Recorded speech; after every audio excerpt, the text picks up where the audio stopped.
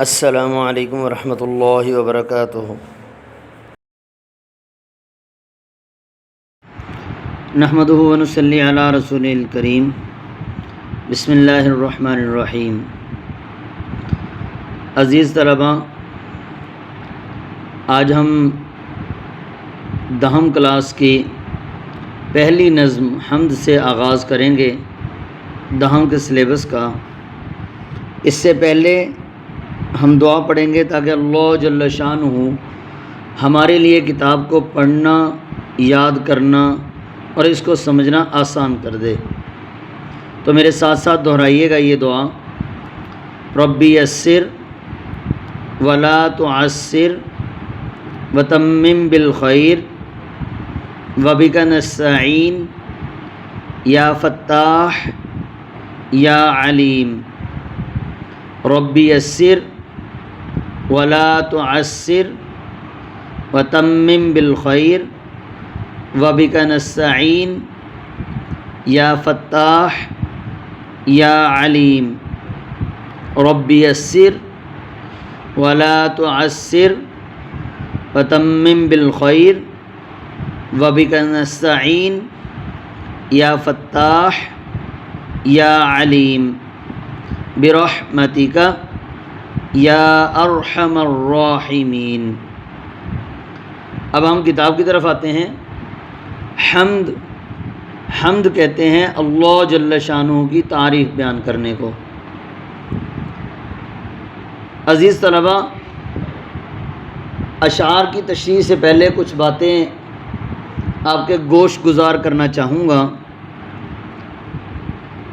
الفاظ کے معنی آپ کو تشریح میں ساتھ ساتھ بتائے جائیں گے۔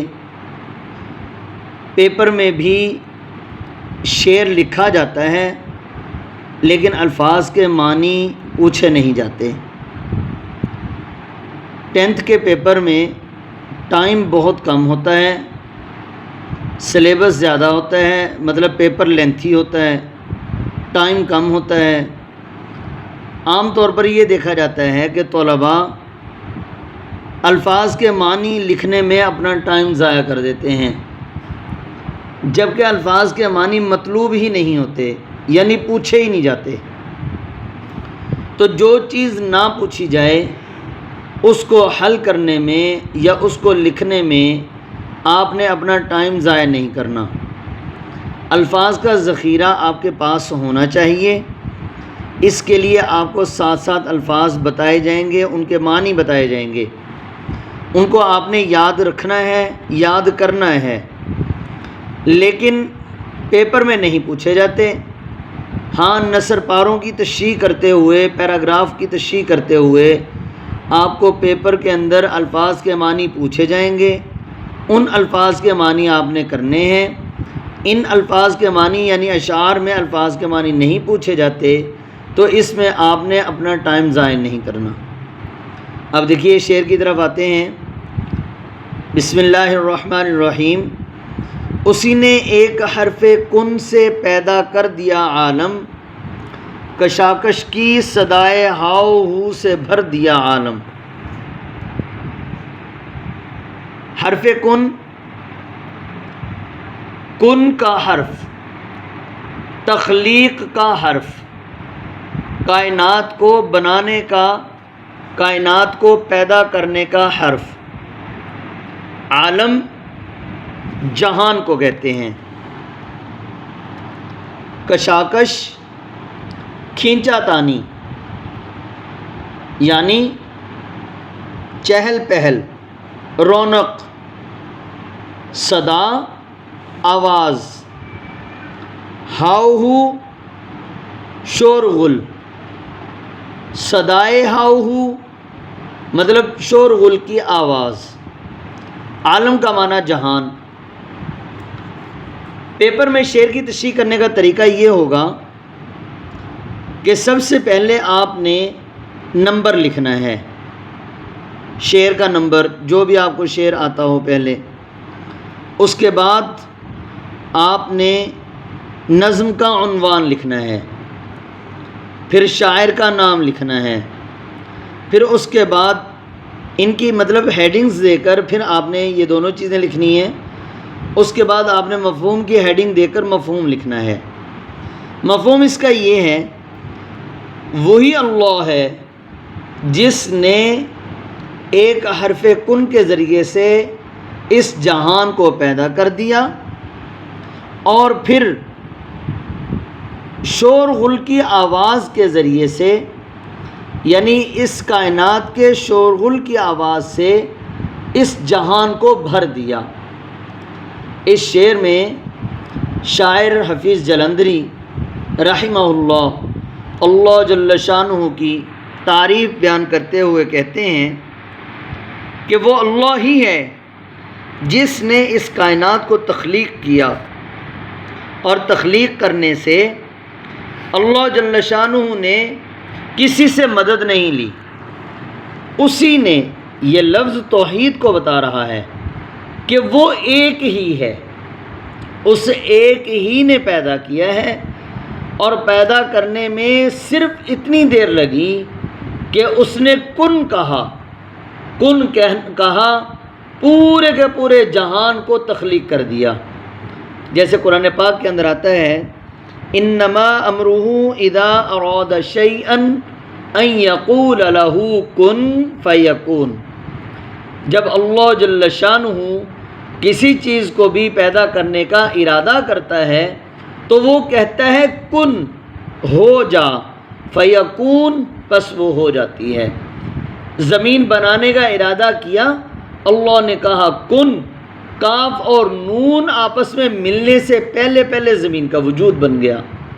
یہ کن کا لفظ جو ہے یہ کائنات کو سمجھانے کے لیے ہے، نہیں تو اللہ جل شانہ اتنا بڑا خالق ہے کہ اللہ جل شانہ یہ کن کے کہنے کا بھی محتاج نہیں ہے۔ علماء یہ فرماتے ہیں کہ اللہ جل شانہ کے ارادے کا نام چیز کا وجود میں آ جانا ہے، یعنی اللہ نے ارادہ کیا تو چیز وجود میں آ جاتی ہے۔ تو اسی بات کو اللہ جل شانہ کی تعریف کرتے ہوئے شاعر نے کہا، اسی ایک حرف کن سے پیدا کر دیا عالم، یعنی پوری کی پوری کائنات کو اللہ جل شانہ نے ایک حرف کن سے پیدا کیا ہے۔ کشاکش کی صدائے ہاؤ سے بھر دیا عالم۔ پھر اللہ جل شانہ نے اس کائنات کے اندر مختلف قسم کی مخلوقات کو پیدا کیا، انسانوں کو، چرند کو، پرند کو، درندوں کو، نباتات کو، جمادات کو۔ پھر ان تمام کی تمام مخلوقات کو پیدا کر کے اللہ جل شانہ نے گویا کہ اس کائنات کے اندر رونق کا انتظام فرمایا ہے کہ اللہ جل شانہ نے اس کائنات میں مختلف مخلوقات کو پیدا کیا۔ اب مختلف مخلوقات بولتی ہیں، انسان اپنی آواز میں بولتے ہیں، پرندے اپنی آواز میں بولتے ہیں، شور غل کرتے ہیں، درندے اپنی آواز میں بولتے ہیں، پرندے چہچہاتے ہیں، درندے دھاڑتے ہیں، انسان بولتے ہیں، مختلف قسم کی آوازیں ہیں۔ ان آوازوں سے اللہ جل شانہ نے اس کائنات کے اندر رونق کو بڑھایا ہے، رونق کو پیدا کیا ہے۔ رونق یعنی چہل پہل اللہ جل شانہ نے اس میں قائم کی ہے۔ تو اسی بات کو شاعر جو ہیں بیان کرتے ہیں کہ کشاکش کی صدائے ہاؤ سے بھر دیا عالم، کہ اللہ جل شانہ نے یہ تمام کی تمام چیزوں کی آواز سے، شور غل کی آواز سے اس جہان کو بھر دیا۔